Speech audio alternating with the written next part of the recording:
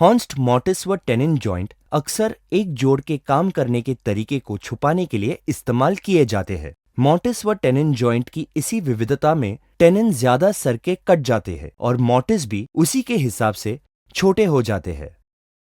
पूरी चौड़ाई के टेनिन बेस के एक छोटे से हिस्से से हॉन्च बन जाता है।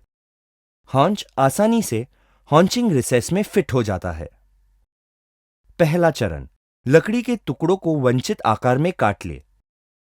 दूसरा चरण, लकड़ी के टुकड़ों के छोर से मॉटिस व टेनिन की लंबाई व चौड़ाई को चिन्हित करें। मॉटिस सदस्य के छोर के आसपास लगभग 18 मिलीमीटर अतिरिक्त लकड़ी छोड़ दे।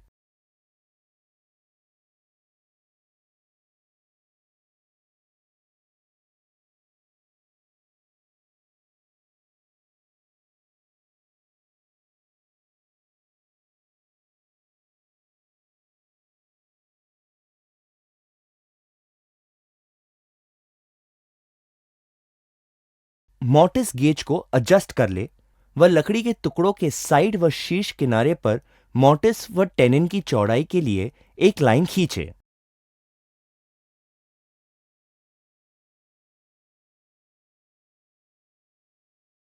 टेनिन को मॉटिस सदस्य पर रख दे और देख ले निशान सही जगह पर लगा है या नहीं।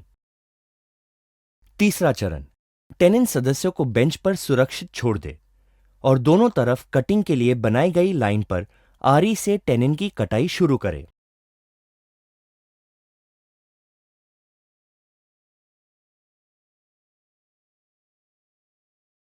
टेनिन सदस्य की दिशा बदल दे और आधार पक्ष से कटिंग शुरू करें।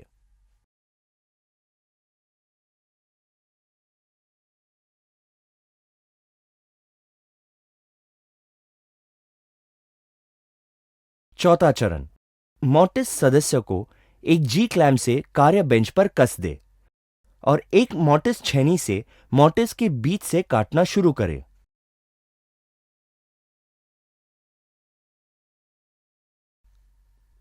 फिर साइड कटिंग के लिए नुकीले किनारे वाले छेनी का प्रयोग करें। दोनों में समन्वय बनाए रखें। छेनी से वो सारा कचरा बरूदा निकाल दे जो मॉटिस छेद में भर गया था, ताकि छेद साफ हो सके। फिर कार्य लकड़ी को पलटा कर रखे। इसी तरह यहां से भी तब तक बरूदा आदि अपशिष्ट निकाले जब तक दूसरी तरफ के छेद तक ना पहुंच जाए।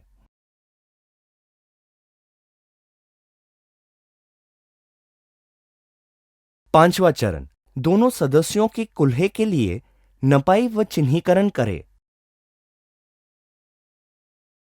कुल्हे की लंबाई के लिए निशान लगा ले और मॉटिस लाइन के बीच में अंत तक एक लाइन खींच ले।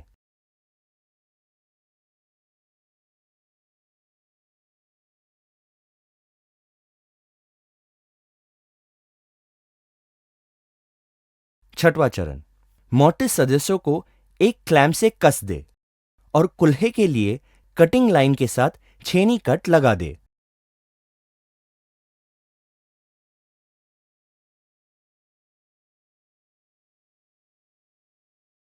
सातवां चरण, एक संदर्भ के रूप में मॉटिस सदस्य के साथ टेनिन को मॉटिस में रख दे और मार्किंग गेज से आवश्यकतानुसार हॉन्च ग्रूव चिन्हित कर ले।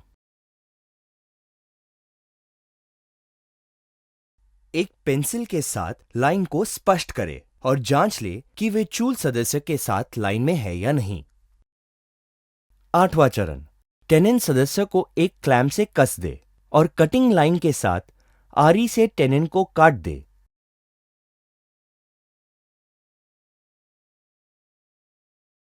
उसके बाद टेनिन को बेंच पर सुरक्षित छोड़ दे और कुल्हा बनाने के लिए ऊपरी किनारे से कटिंग करे।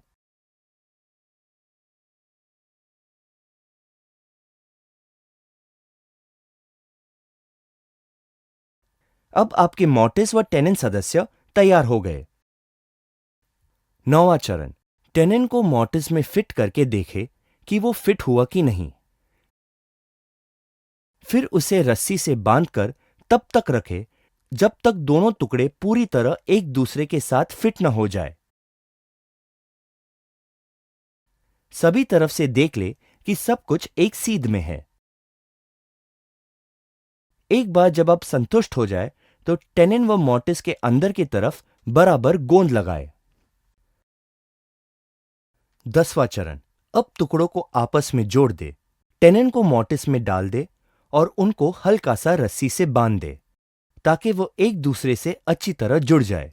नम कपड़े से बाहर बहने वाली गोंद को साफ कर दे। जब तक गोंद पूरी तरह सूख न जाए उसे टी बार क्लैंप से कसे रहे। इस प्रकार हॉन्स्ड मोर्टिस व टेनिन जॉइंट बनाने की प्रक्रिया पूरी हो जाती है। अब हम पूरी प्रक्रिया पर फिर से एक नजर डालें। पहला चरण, लकड़ी के टुकड़े को वर्गाकार करना और मुहाने व किनारे का छेना। दूसरा चरण, मोर्टिस व टेनिन की नपाई व चिन्हीकरण। तीसरा चरण, लकड़ी के टुकड़े को सुरक्षित रखना और टेनिन की कटाई। चौथा चरण, लकड़ी के टुकड़े को सुरक्षित रखना और मोर्टिस की कटाई। पांचवा चरण, मोर्टिस सदस्य पर कुल्हे को चिन्हित करना। छठवां चरण, मोर्टिस को सुरक्षित रखना और हॉन्च की कटाई। सातवां चरण, टेनिन सदस्य पर हॉन्च को चिन्हित करना। आठवां चरण, टेनिन को सुरक्षित रखना और हॉन्च की कटाई। नौवां चरण, सूखे ही जोड़ना और गोंद लगाना। 10वां चरण, सदस्यों को इकट्ठा करना।